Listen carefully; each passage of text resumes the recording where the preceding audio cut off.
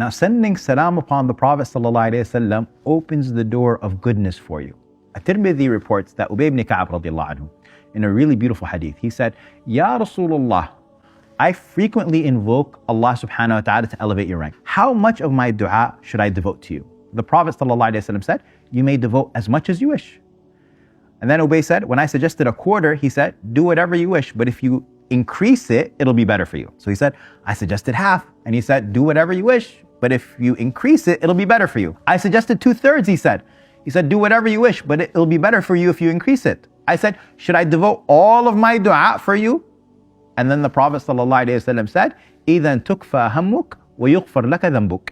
He said, if you do that, your worries will be sufficed and your sins will be forgiven.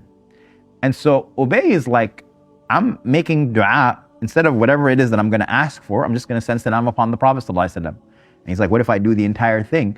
Just salam upon the Prophet ﷺ. And the Prophet ﷺ said, if you do that, then whatever your concerns are going to be resolved and your sins will be forgiven. So how does sending salam upon the Prophet ﷺ solve your problems? We get that answer in another hadith that's actually reported by Muslim. And this is the gift part, okay? The Prophet ﷺ, he says, فَإِنَّهُ مَنْ صَلَّى عَلَيَّ وَاحِدَةً صَلَّى اللَّهُ عَلَيْهِ بِهَا عَشَرًا. Allah sends salam upon you 10 times when you send salam upon him once. And Allah's salah upon you is blessing and goodness. It's cascading upon you. So how can your problems stand in the way of that goodness from Allah? How can your problems stand in the way of all of that? They're removed.